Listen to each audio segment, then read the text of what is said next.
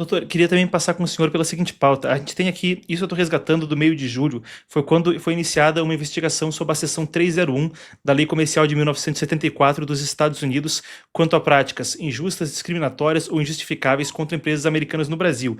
Agora a gente tem um desdobramento quanto a isso foi publicado, foi divulgado ontem à noite pelo Escritório de Assuntos Governamentais Global da rede social X, mas basicamente a gente vai passar aqui pela publicação que foi a mesma carta que foi enviada para o secretário do Tesouro, melhor dizendo, para o representante comercial Jameson Greer, também foi publicada pelo X nas redes sociais, falando com uma contribuição para essa investigação. Então, para eu explicar um pouco melhor, a Super 301, como é chamada, é uma ferramenta do Departamento do Comércio americano e do representante comercial dos Estados Unidos, Jameson Greer, e basicamente ela abre uma amplitude de ferramentas para os Estados Unidos para avaliar as práticas comerciais de outro país. É uma ferramenta diplomática muito poderosa, porque essas investigações, enquanto ocorrem, podem dar ferramentas para o país de fazer retaliações comerciais, etc. E quando vem o resultado, também pode gerar impacto, pode gerar sanção, pode gerar tarifa, etc.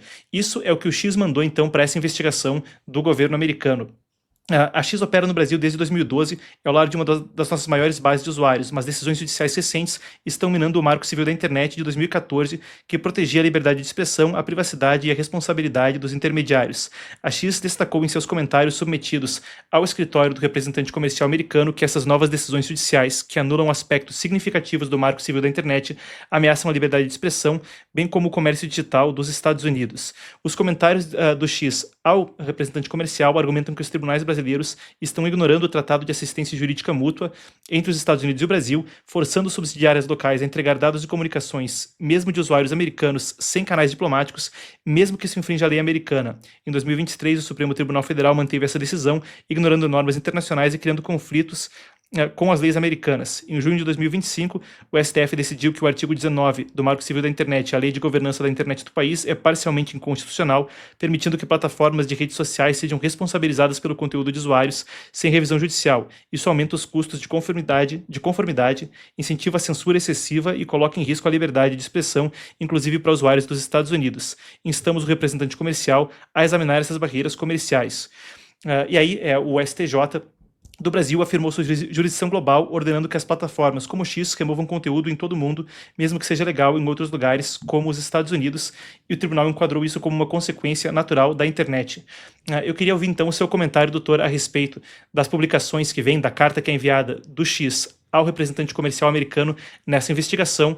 A busca é por apurar práticas injustificáveis, injustas ou discriminatórias contra empresas americanas. O X fala que a justiça brasileira impõe uma jurisdição global, o que abre um precedente perigoso. A sua reação, então, à carta enviada pelo X.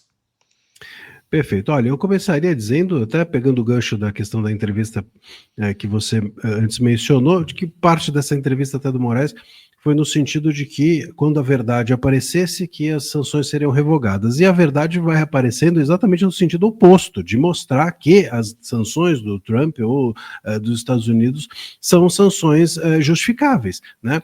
Exatamente como agora o X mostra, como a Rumble já havia mostrado. A gente tem visto, resumindo essas postagens, essas 6 postagens que ontem o X fez, a gente poderia dizer o seguinte, que eles estão reclamando de coisas muito parecidas, aliás, das reclamadas pela Rumble.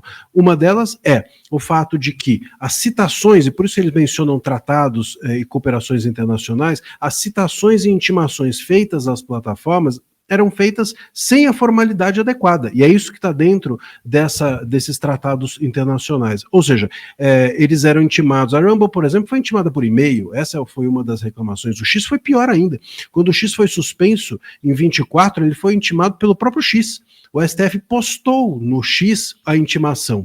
Imagina só, então, se isso tem algum sentido, né? Não faz o menor sentido postar no próprio X dizendo que ele vai ser suspenso.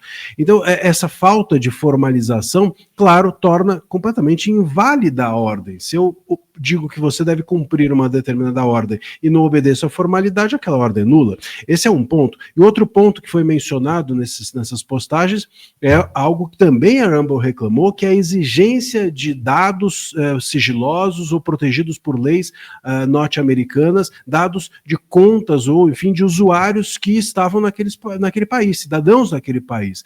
A Rumble reclamou disso, o X também, para derrubar contas, para enviar dados de usuários que estavam sob proteção de outras leis. Óbvio que uma decisão brasileira não pode passar por cima, em território norte-americano, de uma lei norte-americana. Então, essa é a situação de uma justiça global que se pretendeu aqui no Brasil.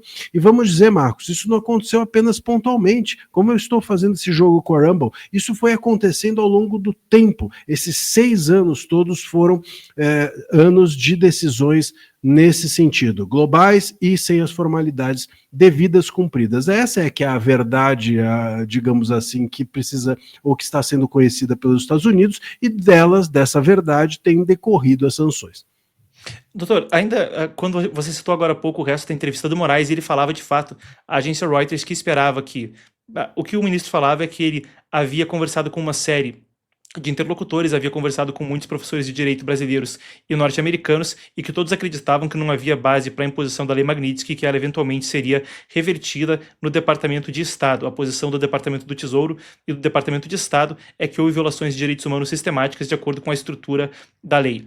Quando a gente fala sobre as coisas que vêm à tona agora nessa investigação, dado que os Estados Unidos, no seu último relatório global de direitos humanos, priorizou a liberdade de expressão como um direito humano, o senhor entende que uma revisão não seria possível e que a sanção sobre a Lei Global Magnitsky seria mantida? Eu estou perguntando da sua perspectiva como um especialista, porque observando como jornalista, analisando a situação, me parece que com a postura que o governo americano vem tomando e com as pessoas que Trump está ouvindo, Marco Rubio do lado institucional e do lado dos conselhos, pessoas como Jason Miller, outros conselheiros que tiveram experiências diretas com Moraes, pareceria improvável uma revisão das sanções. Bom, o ministro Moraes ter essa visão da possível revogação a partir de uma conversa com professores de direito brasileiros só mostra que não apenas estamos carentes de bons juízes, também estamos carentes de bons professores de direito aqui no Brasil. Mas o fato é que essa questão toda não vai ser revogada porque me parece um valor intrínseco. Veja, deveria ser um valor de todos nós a questão de que a liberdade de expressão, e não apenas a liberdade de expressão no sentido de você poder falar, mas de você, dentro de um percurso processual, você ter o direito também de se manifestar. Veja, Marcos, quando a gente chega e diz, como eu estava dizendo, que a intimação segue por e-mail ou a intimação é postada no próprio X, você não dá a chance do outro se defender adequadamente. Isso também tem a ver com liberdade de expressão. Você possibilitar que os réus se defendam de forma plena, isso também tem a ver com liberdade de expressão. Você fornecer provas ou fornecer os elementos dos autos que estão sob julgamento, que é algo que também o ministro Moraes vem sendo acusado de não entregar os autos, o acesso aos autos, isso também tem a ver com liberdade de expressão.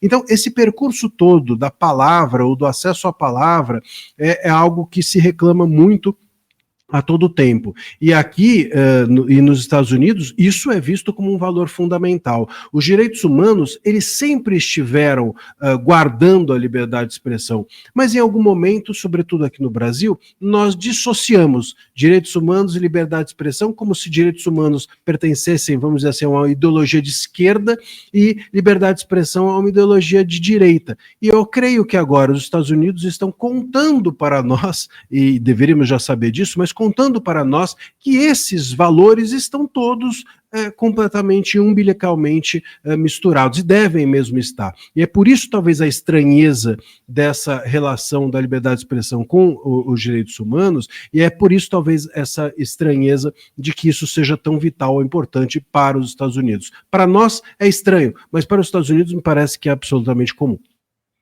Doutor, para a gente encerrar nossa conversa, eu quero passar por mais uma pauta com o senhor.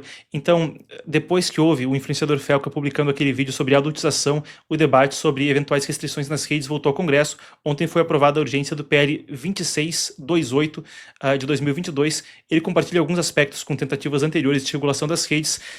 O espírito parece muito benevolente da legislação em termos de tentar proteger jovens de que estejam expostos a muitos dos riscos que tenha cometido, de fato, crianças e adolescentes nas redes sociais. Entretanto, algumas das preocupações que vêm à tona com o projeto, eu trago aqui ao lado as sanções que estão ali disponibilizadas no final do texto. A gente puxou isso do inteiro teor. Claro, o projeto ainda está sendo discutido na Câmara, deve ser votado no plenário em breve, mas assim é o texto como se encontra no momento. E se fala a respeito de mesmo a possibilidade de remoção ou cessação das operações de uma plataforma no Brasil se não estiver de acordo com alguns dos dispositivos por ali. Claro, por mais que o texto coloque medidas quanto a isso, fale que deve haver o devido processo legal, a pergunta que eu gostaria de fazer para o senhor é, saindo do espírito do projeto, que é a proteção da criança, e falando sobre consequências que podem ser bem, colaterais disso e da forma como o projeto é escrito ou da estrutura jurídica brasileira, me parece haver a preocupação de que, com a possibilidade de exclusão ou suspensão das atividades das empresas e com o fim do Marco Civil da Internet, do artigo 19 do Marco Civil da Internet, no sentido de não ser necessária a ordem judicial, isso poderia criar um ambiente de insegurança jurídica que geraria um chilling effect, como se diz no juridiquês, né? Um efeito que tornaria temerário para as redes sociais operarem e deixaria os empresários pisando em ovos nesse setor. Qual a avaliação do senhor? Sem dúvida. Inclusive, eu participei hoje da audiência pública a respeito desse PL.